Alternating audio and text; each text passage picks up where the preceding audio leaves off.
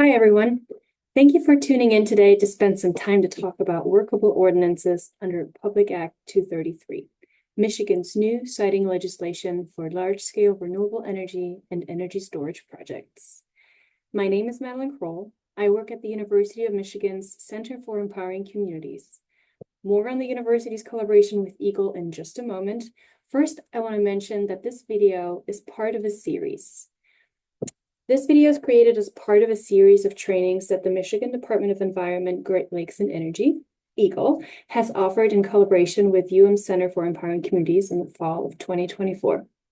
These Renewable Energy Academy workshops, a series of multiple regional workshops for local officials, planning commission members, and planning staff, is focusing on planning and zoning for large-scale renewable energy projects in light of Michigan's new siting legislation, PA 233, and it consists of three main parts. One, an introduction to renewables generally. Two, an overview of the new siting law, PA 233. And finally, a third part on workable ordinances under PA 233, which is what we're talking about in this video. If you have not yet checked out the other parts of the series, feel free to pause here, watch the other ones, and come back afterwards, as it will help better understand the concept of workable ordinances. To start off, I would like to introduce the program in which we're putting the series on.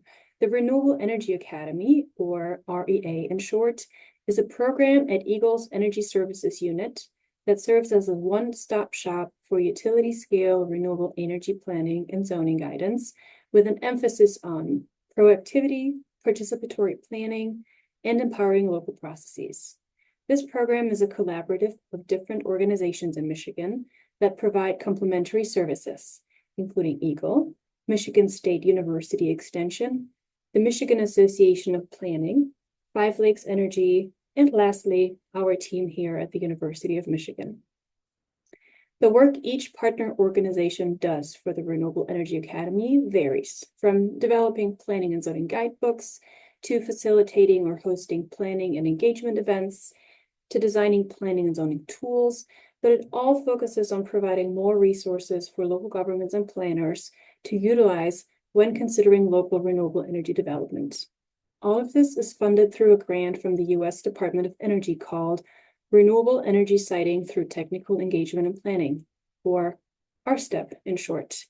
And this grant will be bolstered in the future through the U.S. Environmental Protection Agency's Climate Pollution Reduction Grants, or CPRG. The partnership between EGLE and all of these REA partners allows me to be talking with you today. To briefly introduce myself, I work at the University of Michigan Center for Empowering Communities, where I am a clean energy land use specialist. What does that mean for my everyday work? Well, I'm a part researcher where I'm trying to better understand land use policy for renewable energy and what the impacts are of large renewables on local communities, the good and the bad. And the other part of my work really is the role of a technical assistance provider. I'm a planner by training, and EGLE funding enables me to help Michigan's communities, many of which are rural, to plan and zone for renewable energy in alignment with their community goals. I often do, for example, trainings and presentations on the pro and the cons of renewables. I review zoning ordinance drafts, answer questions local governments may have, and I develop educational resources and opportunities, which include FAQs on renewable energy or FAQs on the new siting law, bus tours to really experience what it feels like to stand underneath a wind turbine or walk among solar panels, and some of our most recent resources, a planning and zoning guide for battery energy storage projects, just to name a few. Thank you to EGLE for having me on board for today's video. I've mentioned a lot already, Michigan's new siting law, Public Act 233 of 2023. If you've watched part 2 of this video series, you're already familiar with this, and this is a quick recap for you. If you have not watched part 2, I'd recommend you check it out. But here's a very brief explainer either way of what this new law means for Michigan's local governments. PA 233 creates an option. Very important. It's an option for renewable energy developers to apply for a certificate at the Michigan Public Service Commission, MPSC, to permit a grid-connected renewable energy project unless an affected local unit has a compatible renewable energy ordinance, a CREO. Not having a CREO is not the only way the state permitting process becomes an option for developers. And part 2 of our video series really goes into detail on that. But this is basically the main concept of this new law. This new option for developers is only available as of November 29th, 2024, which is the effective date of the Act. This law does not apply to every renewable energy system. It only applies to solar energy and energy storage projects with nameplate capacities of 50 megawatts or larger, and wind energy projects of 100 megawatts or larger. So anything lower than this threshold will be still fully subject to local zoning in any case. There are three important notes I do want to point out. First is it's essential to understand that developers are not required to seek MPSC intervention. It is only an option now that they can seek under certain circumstances. If they prefer, they can still go through the local process with a local government that has an ordinance, even if it doesn't meet the definition of a CREO. It is also crucial to understand that at the permitting stage, these project proposals already have landowners that are willing to host these technologies. There is no situation in which eminent domain could occur for the development of any of these projects. And in fact, PA 233 explicitly states that eminent domain does not apply to these types of developments and this new siting landscape. Lastly, at the very bottom of the page, you see an exception, which I want to point out. It's an exception that applies to cities and villages under certain conditions. If you're representing a city or village and these criteria at the bottom apply to you, then you are exempt from the regulations, or a project is exempt from the regulations of PA 233. Another important part of the conversation is EGLE's Renewable Energy Communities Award, Renewables Ready Communities Award, REA. To give a quick background on it, developers must pay communities for state siting. It's $2,000 per megawatt, one-time grant for all of those projects that are permitted through the MPSC. What that can lead to is that it may disincentivize communities from updating their ordinances and actually permit a project at the local level. So it's a lose-lose. The local government loses permitting authority and the developer loses time and money. A grant from the state for local permitting balances this, incentivizing ordinance updates and incentivizing developers to stay local. The RRCA provides up to 5,000 megawatts, $5,000 per megawatt, some more money, as a one-time grant to permitters and hosts of utility-scale renewable energy projects of the same size thresholds as I outlined earlier that PA 233 created. For any type of project that underwent local permitting after October 2023, may it be through a CREO or not. There is no deadline to apply, and there's no risk of depletion anytime soon, as EGLE has already or has recently been awarded the aforementioned climate pollution reduction grants from EPA, which really back up the currently $30 million that the RRCA program has. So you can go to EGLE's RRCA website for more information about eligibility criteria and the application process. All right, now that I've covered the introductory remarks, let's dive into pathways and workable ordinances. If you've watched part 2 of this video series, this slide should look familiar to you. It shows the 4 permitting pathways we see for local governments as a result of PA 233. A local government can pass a CREO, or a project can get permitted through the Michigan Public Service Commission, or you can create or keep a good old zoning ordinance that does not meet the compatible definition of a CREO. But unless a local government has a CREO in place, a developer can take a project application to the MPSC at any time if they so desire. But we argue that there are reasons a developer may choose to work it out at the local level, even through an ordinance that does not meet the CREO requirements, but an ordinance that a developer still seems workable, or in other words, an ordinance that allows for a project that still meets the economic bottom line from a developer point of view, and may still be preferable to the MPSC pathway. Because the state permitting process is longer, than most commonly at the local level, it is more expensive and it's generally seen as unpopular. There's a very, very blurry line as to what an incompatible ordinance, so the two on the right, like what separates the workable from the unworkable ordinance. It entirely depends on what the developer finds workable in a particular place for a particular project, and an unworkable ordinance in the eye of a developer may very likely result in the project application being taken to the Michigan Public Service Commission. In earlier parts of this video series, we've talked about why workable ordinances can work and how you can go about each of these pathways depending on what the right fit for your community is. Adopting a CREO is rather straightforward, depending, there are, given the restrictions in the law and available sample CREO ordinances, available, for example, from us here at the University of Michigan, as well as a sample CREO made available by the Michigan Townships Association. If you choose to send projects to the MPSC, which is an option that the law grants to local governments, you can require the MPSC to do just that. What really is the trickiest in these pathways is developing an ordinance that is workable, because no two workable ordinances are the same, and they require some very diligent work on kind of striking a balance. And that's why we dedicate this whole video to workability. I've already said it, workability is a balance. So in an effort to help communities and planners to get a better sense for what may be workable and what puts an ordinance into unworkable territory, we have really thought about workability as a balancing act.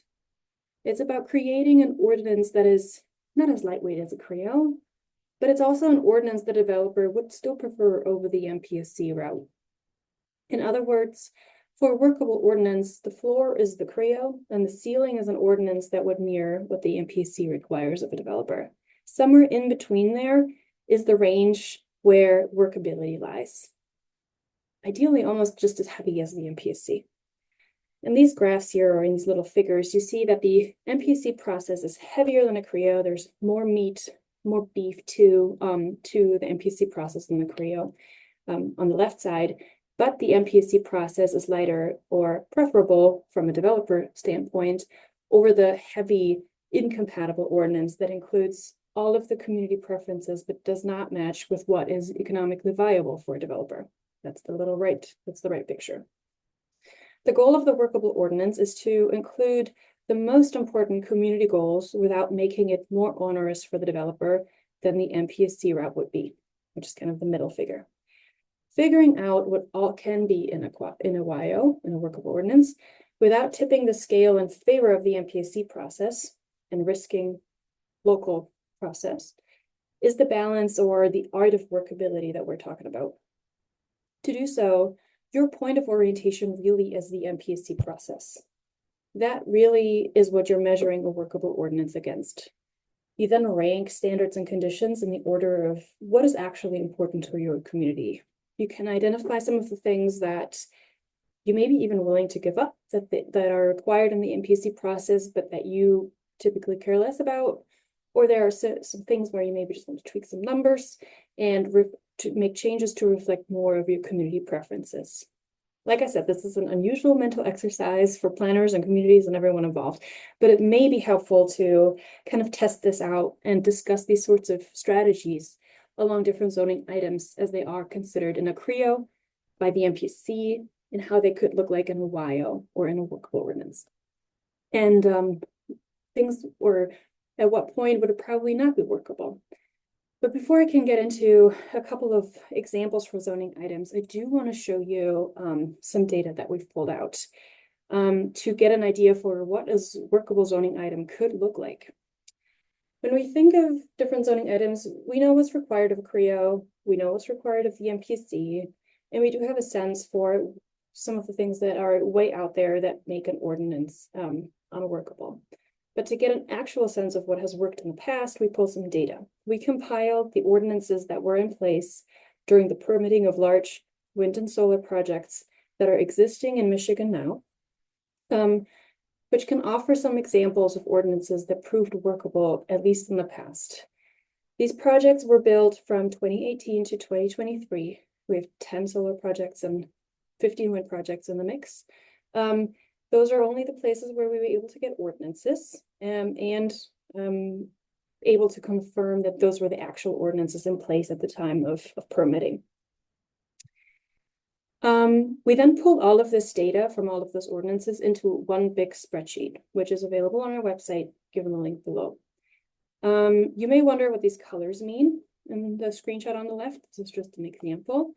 We went back into the ordinance after we pulled everything into the spreadsheet and went in with a highlighter to mark those areas on the ordinance that actually meet the PA 233 CREO requirements, and marked other areas that seem to be workable kind of across the different ordinances in yellow.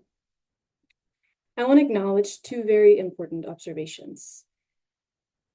The first one is don't copy. It's important to keep in mind that what was workable in one community for one project may not necessarily be workable in another community or for another project.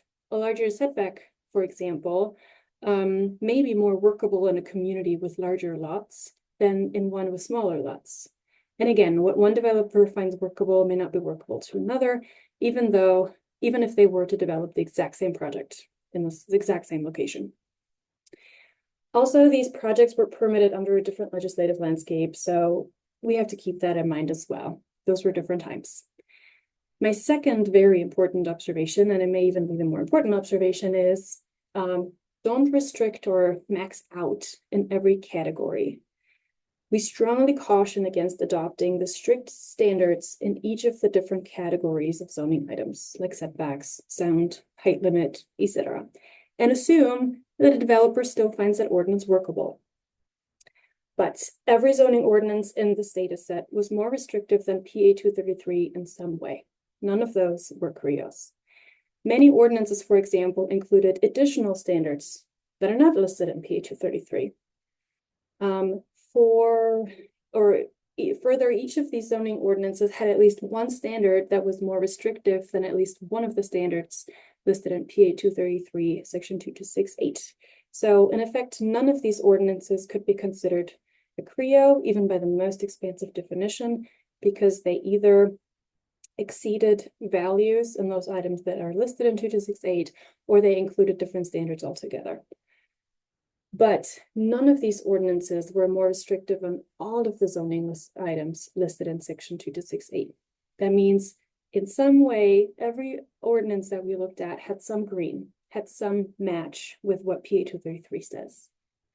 I'm showing you this workable data because it helps understand the next couple of slides, where I will play through different zoning items and how they may look like across the 4 pathways. All right. So let's take the example of a solar ordinance on sound. This is a solar sound standard. PA 233 stipulates that in a CREO, the sound standard cannot be more restrictive than 55 decibels, hourly average, measured at the non-participating outer wall. That's what the NP stands for, non-participating outer wall of a non-participating structure. There is this asterisk with the outer wall measurement penalty. That's on there because in practice, it's actually really complex and tricky to measure at the outer wall. There is methodology that the Michigan Public Service has developed for how they, in their implementation of the law and for projects that come through their pipeline, measure and monitor the sound standard of 55 decibel LEQ 1 hour. And I would just refer to this for more question, and it goes way more into depth there. So the 55 dBA LEQ 1 hour means the LEQ 1 hour means the sound standard is the sound is basically measured over the course of 1 hour, and on average, that the noise in the area did not exceed 55 decibels. The MPC has that exact same sound standard, but it also has, or a sound also appears in the conditions of approval that the MPSC applies to an application, mainly on monitoring and compliance to make sure that if there is any exceeding of noise standards, there is the option for sound mitigating if necessary. across the workable ordinances and the data sheet that I've showed you before, we most commonly find, by far, a sound standard that is not measured at the outer wall, but instead at the property line. This is how many Michigan zoning ordinances look like. It's a non-participating property line, again, the NP, and sound standards really vary between something like ambient noise +5 to give a little bit of flexibility, or kind of on the other end of the spectrum would be something like a 60 dBA Lmax standard. Lmax is not the same as LEQ 1 hour. Lmax is a different measuring way, where basically at no point in time would it be allowed to exceed the 60 dBA. That is how Lmax and LEQ differ. And in that sense, Lmax is much stricter than LEQ. In an unworkable, or taking sound standards to the very extreme into the unworkable territory, would probably be something like a non-participating property line sound standard of something below 45 dB Lmax. Again, the Lmax harder to attain than an LEQ 1 hour, and the 45 and lower is a difficult number, and most probably an unworkable number to achieve at that point. So I want to use sound as an example for one of a couple of strategies that I want to talk through with you of how you could go about creating a workable ordinance. Strategy 1 being taking an item that's in a CREO, like a sound standard, and it's pretty clear in a CREO, and fine-tuning that. Sound really is an example for this. I already mentioned different reading types. Lmax must only be exceeded once versus LEQ, which averages the sound over a period of time and gives a little bit more wiggle room. We also talked about this already on the previous slide, the measurement location. Is your ear at the property line, or is your ear at the inhabited structure or outer wall? And those two, the reading type and the measurement location, are more impactful actually than the number of the decibel amount. In a sense, the sound standards that is in section 2268 of PA 233 is permissive in 3 ways.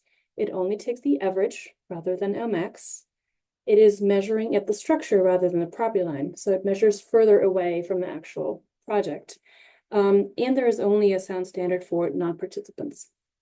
You could go about any of these 3 things and nudge it a little bit, and fine-tune a CREO item if there's something in the sound standard that you would like to adjust and maybe make a little bit more protective or less protective, either way.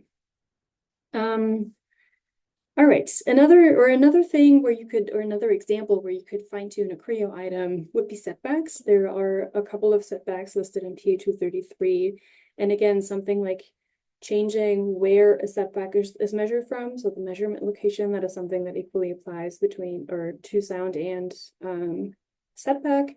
That could be something that could be fine-tuned, or even something like decommissioning, which is a whole thing in its own. There's lots of things in there, or in decommissioning standards that are in the law that a community could change if they wanted to.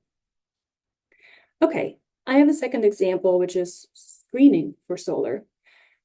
Again, you see the 4 tiles, and actually the CREO tile is empty, because in our understanding, in our conservative understanding of what can be in a CREO and what cannot, screening cannot be in a CREO. In the MPSC process, screening appears as a condition of approval, kind of based on a case-by-case basis decided on by the commission. We have seen screening in a couple of workable ordinances, and it's something sometimes done through landscaping or sometimes done through privacy fencing. I think landscaping is a little bit more common. And examples for workable screening could be something like a reference to the screening requirements within the underlying zoning district, with a little bit of an opportunity to add additional screening if the neighboring uses a residential use, for example. In our in the solar guidebook that MSU Extension has developed with our team at the University of Michigan a few years ago, we have a big section on screening if you wanted to read further on this. A red screening standard in an ordinance may be, and excuse the straightforwardness of this, but like a mini forest. 3 rows of mature, tall vegetation is around the whole perimeter of the project is probably something many developers would consider unworkable. So that's kind of on that extreme, or something like berming all across the project would be hitting unworkable territory as well. All right, so screening is an example for strategy 2, mirroring an MPSC item. It is a minimum condition of approval by the MPSC, even though it is not required, or it is not mentioned explicitly in section 226.8 for a CREO. And if screening is your #1 priority in your community, and you wanted to write an ordinance that is workable and includes screening, if you just had a base CREO and just add the screening, making it not a CREO, and stick close to the language that the MPC is requiring, a developer most probably does not find that ordinance unworkable just because of that item, because they would need to stick to the exact same screening requirement through the MPSC process anyways. So screening alone should be workable, but it's still part of the overall balance as to how much are you asking for. Other examples, I went ahead a little bit too quickly, but there's a couple of other things you could mirror, something like ground cover, pollinator habitat, or the maintenance, or like a conflict resolution process could be items that you could mirror that you find in the MPSC process and that you could mirror on the local end as well. Okay, I have a third example. This is my third of 4. Location control, and that really is a big one. There is a couple of exclamation points floating around on this slide, and I'm going to explain why.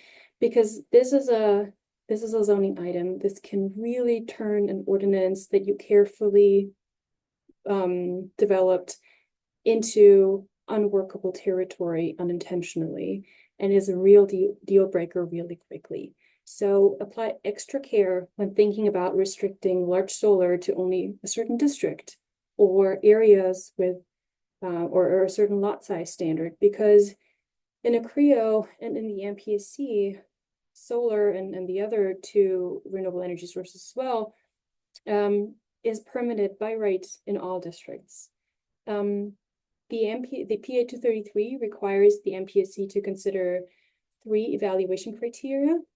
And basically suggest to the commission to consider the impact of the project on not unreasonably diminishing prime farmland. A developer that applies with the Michigan Public Service Commission needs to consider feasible alternative locations, and the commission should consider impact on local land use, including the percentage of land dedicated to energy generation. We're not 100% sure yet how the Michigan Public Service Commission is actually going to decide on these things, but it is in the law that the commission shall consider these kind of things.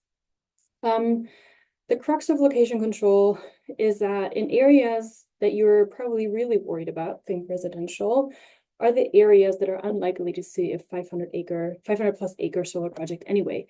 But at the end of the day, if you want to limit where projects go, do so with great care and make sure it still provides ample, suitable land for development with a large enough patch size, thinks multiple groups of parcels, and very importantly, having access to transmission grid infrastructure and potentially existing substations. An unworkable way to go about location control would be, in some cases, I've seen very small overlays, which could obviously be very large, encompassing lots of suitable land, but the way we've seen communities really think of overlays recently often, where it does not provide for enough land or not suitable land for development. So Another caveat that I want to, or it's not a really caveat, but another important note on this is that if there is a developer in your community already, potentially having talked to landowners already, having a project location in mind, limiting location then to somewhere else than where the developer is interested in really, really quickly pushes you into unworkable. So it really makes a difference on whether you are proactively developing an ordinance and thinking about location control and where does it work well in our community and where are areas where it might work less well, versus you already having a developer in your community that puts you at a very different footing.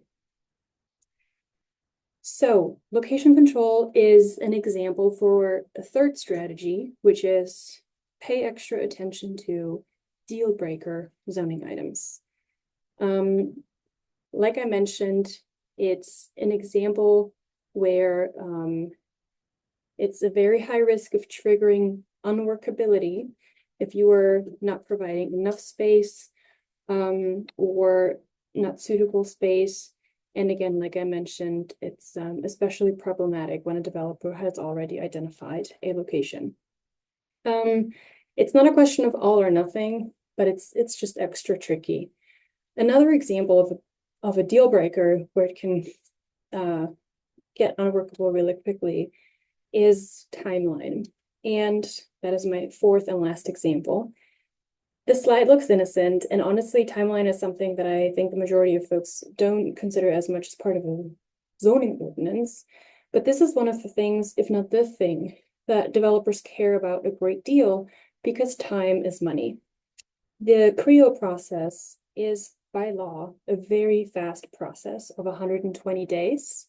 The local government has 120 days to approve or deny an application.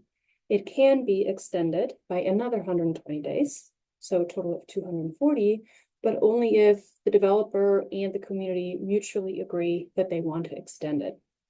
So on the other end of the timeline question, we have the Michigan Public Service Commission's timeline, which the law grants them 360 days between receiving an application and making a decision on the application. So a whole year. Those are obviously two rather extreme ends. Because of how time is money in the eyes of a developer, if you can comfortably commit to a timeline that is less than a year, that is an advantage in the eyes of a developer, and gives you a little bit of leverage to maybe say, all right, if I can process an application rather quickly, that saves you, the developer, money. So maybe I can bring in a zoning standard that I really care about. So if you can streamline by resolution something that is in between the 120 days and the year, ideally as close as to a CREO as possible, comfortably, and then that is really worth something. The red column, no time limit, doesn't automatically mean that it's an unworkable ordinance, but it's a level of, or it's uncertainty to the developer, and if you can provide certainty, that is worth something. Because promising a timeline or trying to commit to a faster timeline is cutting costs to the developer compared to the costs that are imposed through the longer Michigan MPSC process. There are a couple of other examples where you can get yourself easy wiggle room, which is strategy 4. There's a couple of things in the MPSC's application filing requirements that you may be able to live without. For example, there's a couple of things in there, but two examples include the requirement that the state has for developers to submit an alternative locations analysis. That is something that if you have a developer in your community already, and they already have a location in mind, which is at that point likely, requiring them to list out all of the other locations in your community and why or why not they may be feasible. If that is something that you can't decide on anyways, then maybe spare them the paperwork and instead ask something that exceeds a CREO standard or fine-tune a CREO item or something like that. Or proof of consultation with other agencies is something that the MPAC is requiring at the time of application. At the end of the day, a developer needs to receive and apply for and get all of the necessary permits from other agencies anyways. But if you can live without seeing proof of early consultation with those agencies, then that is something that gets yourself some easy wiggle room. Okay, I talked about 4 strategies and we played through different zoning items.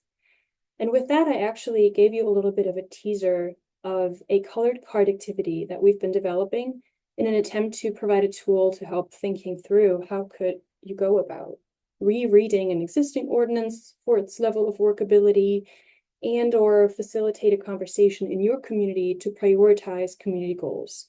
As again, workability suggests that you can't have it all in a zoning ordinance, and there may some things that you may need to cut out some of the things that you wish you could have in an ordinance, but at which point an ordinance may become unworkable. So it's all about prioritization and highlighting or being aware of the things that may need to be compromised. These photos are from the workshops that we've been doing, Eagle and us at the University of Michigan, in the past couple of months. And this is kind of a placeholder for our activity. We really invite you to try out this activity, which we call the PA 233 zoning activity, which is a card game that shows what each pathway may look like for most common zoning items like setback, sound, height, decommissioning, what I just did, but 4 more items, which allows you to really compare the different options at a granular level to identify what really matters to your community and what that might mean in terms of the best pathway for your community. It may not be a workable ordinance. If you're interested in learning more about this activity, you can find an online version of it on Eagle's Renewable Energy Academy website. I have resources linked at the end. We are keenly aware that a lot of you are diving headforward into zoning because of the time pressures associated with, the usual complete master plan redo and the new law and the overall speed of the energy transition. And this time pressure is felt especially in communities that have already been approached by renewable energy developers. But we would not be, or I would not be, a good planner if I wouldn't also talk about the role of planning in all of this, just for a little bit. For this last section of the presentation, I want to talk a little bit about the role of planning and community engagement in these new times. Okay, so where does planning fit in all of this? Act 233 does not require a developer to refer to the local master plan when making an application to the MPSC, and it's really silent on any specific role of planning for utility scale, wind, solar, and energy storage systems. If you are currently redoing your master plan anyways, awesome. You can think of all of this stuff and how things fit together. But if you don't have the time to do that right now, there's still an opportunity, I think, for you to do something like a mini version of a master plan through some sort of community engagement process and capturing the results of this and your community preferences. Like I said before, whether you are writing an ordinance proactively or reactively to a developer showing up, that really puts you in a different footing as to how you start going about your zoning ordinance. And I know that ordinance changes without planning also feel kind of icky, but I also encourage you to not run afoul of the Michigan Zoning Enabling Act, but I think there is an opportunity to think about community preferences. Zoning is supposed to be based on a plan. And because we don't all have the time to do master plan redo, we can think about what your community desires are in relation to existing established goal in your comprehensive plan. It feels a little bit backwards, but we hope thinking about how renewable energy fits with common master planning goals can be helpful. So again, this is a table that is just a rough draft and hypothetical idea of how renewable energy, wind, solar, and energy storage can maybe fit with common planning goals that lots of communities have in their comprehensive plans. So thinking about workability in the context of existing goals. Let's pick one. So again, this table is hypothetical. Nothing is set in stone in here, but it just provides a starting point for conversation. So if your community, for example, has identified in your comprehensive plan as a main goal mixed use, density, walkability, then utility scale wind, solar, and energy storage are not really in line, or don't really are not really compatible with such a goal, just because of how their footprint is larger. Even energy storage projects, and their footprints are small, but they're still not as small to really encourage a walkable neighborhood. Let's pick tourism as another example. So wind, given its visual impacts from further away, is in a bit of a conflict with view sheds and outdoor recreation associated with tourism development. But for energy storage projects, because of their small footprint, and with solar projects, because of their lower profile than wind projects, there's not as stark as a conflict with that goal. Solar, there's a yes and no on the slide, because solar projects have visual impacts, period. It is different though than it is for wind. It can be screened, depending also kind of on the topography. If you have a hilly landscape in your community, that looks different than if you have a flat surface or a flatter landscape. But overall, you can argue that the conflict of a tourism development goal with solar is less strong than with wind. Natural resource or open space protection, kind of on the community-wide level, it's similar to tourism development, but the difference here is with solar, no, because where you have several hundreds of acres of solar panels, you're not maintaining open space. Other examples, let's see. If you have sustainability as a goal in your comprehensive plan, then all three, wind, solar, and energy storage, are very much aligned with that goal, and it can the link can easily be made. The last couple of examples are really on farmland preservation, and because that is a concern that we work on and think about a lot, I want to spend the next slide on this.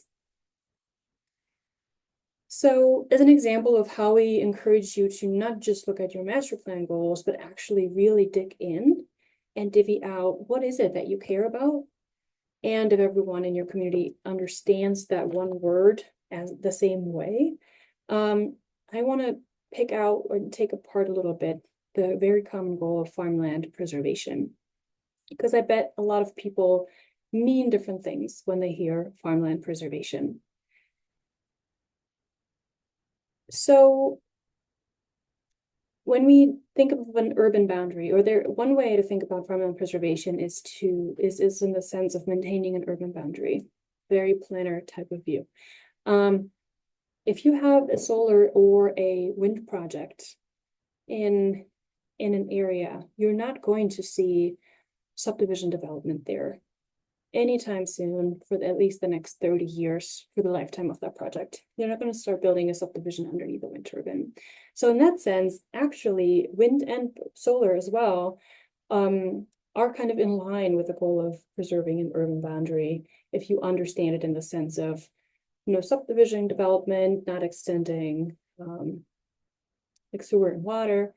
With a battery storage project, given that it's small in its footprint, that doesn't really translate just as much.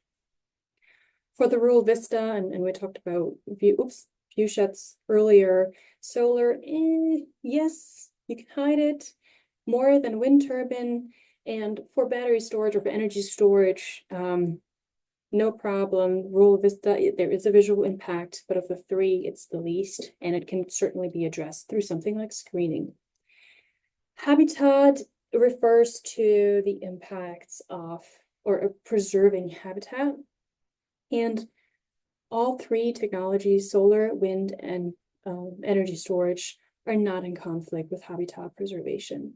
For a solar project, they are fenced in, but usually, or it is common that wildlife fencing is used and small critters can get back in after the construction activity, can get back onto the site. And at that point, it's actually quieter than if a tractor comes through all the time. There are some wildlife impacts, but in the bigger scheme of things, it doesn't contradict as much. Land for growing food and farm livelihoods, I think, are the two really big ones that people have on their mind a lot. And with solar, at this point in time, there's fantastic research being done on agrivoltaics, where you pair solar panels and crop production underneath, where you have something like sheep grazing around solar panels. But the projects that we are seeing at the large scale do take land out of production for growing food. For a wind turbine, no, you can farm right up to the turbine, and the turbine itself is very small. Same or similar with battery storage, it's not a large footprint that is taken away out of food production and being given to energy production. And for the last item, farm livelihoods, and that's what my colleague Sarah Mills is studying a ton, is yes, yes, yes. Solar, yes. Wind, yes. Battery or energy storage, yes. Because it is an income for the landowner or for the farmer. Especially if it's wind, they continue farming, and usually, traditionally, research has shown that they're taking that revenue and putting it back into their farm, either buy more land or buy new equipment.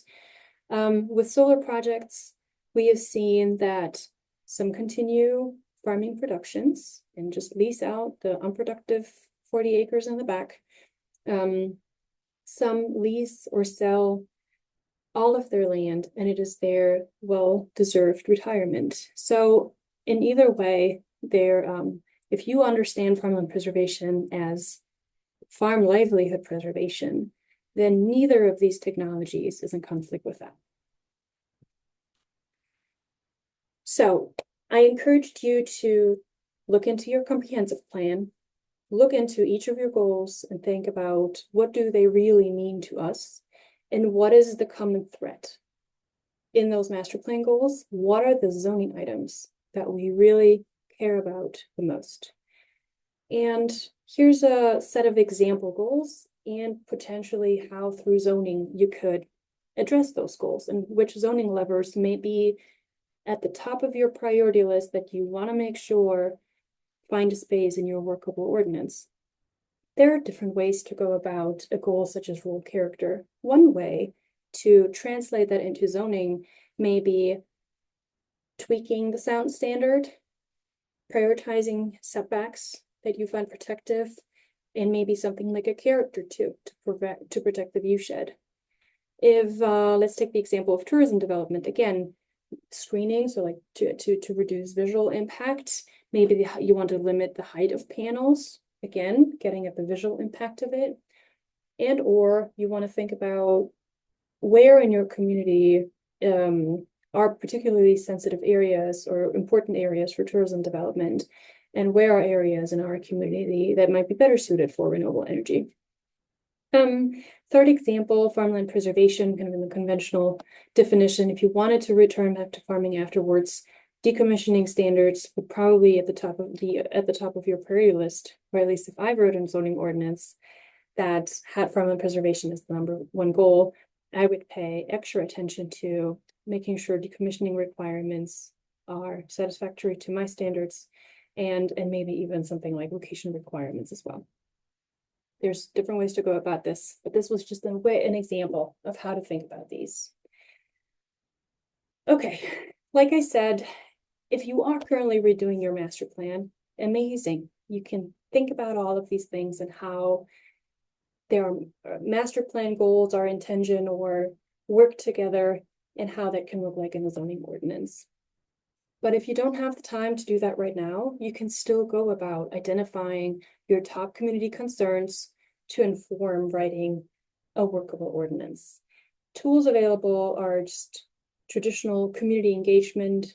MSU Extension has done some fantastic work on community engagement and really facilitating engagement. Eagle has a mapping resource where you can look at the local suitability for wind and solar and get a sense for what kind of land in our community is even on the table here, what is even under consideration, which also those resource maps include location of transmission infrastructure and substations. I encourage you to consider energy in the context of your existing goals. So having early conversations about the tensions between goals, between zoning items, and with each other is helpful. And on my slide here, it says it's helpful either way. And what I mean with this, it is helpful no matter what zoning pathway you choose, if it's workable or not. It is helpful either way, because justifying your zoning ordinance amendments in some sort of rezoning justification memo or in your findings, linking your intentions to concrete master plan goals is helpful for conversations with the developer when trying to write a workable ordinance, but it is equally as helpful if the project application was taken to the Michigan Public Service Commission to really participate in the contested case, make your case, intervene, and you have something to pinpoint to. Early conversations are always helpful and lead to less emotional and more grounded decisions when thinking about these sorts of things. Okay. To conclude, what should communities do next?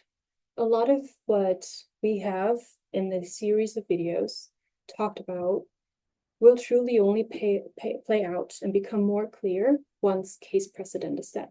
Once we see how the Michigan Public Service Commission decides on projects, what they say yes to, what they say no to, how developers respond to denials. And until then, we encourage you to start thinking as a community, what are your zoning priorities for renewable energy? If you are interested in a CREO, ask your neighbors, start talking to your neighbors, because for multi-jurisdictional projects, there's less reason to adopt a CREO if your neighbors are determined on not having a CREO. If you do choose a path that requires amending your zoning ordinance, maybe through a CREO or a workable ordinance, start moving quickly on having community conversations and on moving quickly on these amendments. Get your planner and your attorney on retainer if you have not yet done so, and start thinking about these things. If you're still leaning towards an unworkable ordinance, consider again exploring how to harness benefits and minimize priority impacts with a workable ordinance, and just be aware of potential consequences with an unworkable ordinance, and if that is something that all of your community is okay to live with. Okay, as promised, here's my complete list of resources. These are hyperlinked. The slides to this presentation are also living on Eagle's website, so you can access those, click on these links, and get taken to these resources straight away. If you do have, or the top half above the line are all PA 233 specific resources, and the resources at the bottom of the page are generally or more general resources on planning and zoning. For example, on the RCA, on Eagle's Renewable Energy Academy webpage, where you found this video, on the Michigan zoning database, where we've captured zoning ordinances across the state to better understand how communities are preparing for renewable energy. And then also, I've mentioned them briefly before, the solar guidebook that was created by MSU Extension together with the University of Michigan, also Michigan State University Extension's fantastic wind guidebook, and then our recent storage guidebook. So for all of these three technologies, there are resources available. As always, if you have any questions, maybe on the resources or on anything that we've talked about today, feel free to shoot us an email. Please reach out to us. My email address is at the very top, Madeline Kroll, being kroll@umich.edu. And then the emails from my colleagues at Eagle by Zona Martin, Ian O'Leary, and Yingxin Wang. Particularly if you have any questions about the Renewables Ready Communities Award, please reach out to those folks. They'd be more than happy to help. Okay, that is all for this presentation. I hope that some of the information I've talked about today was helpful to you as you're preparing for renewable zoning and planning for renewable energy projects, and to get a better understanding of this new siting landscape. Thank you very much for watching, and I hope you continue to stay tuned to news and resources that we will continue to work on. Thanks.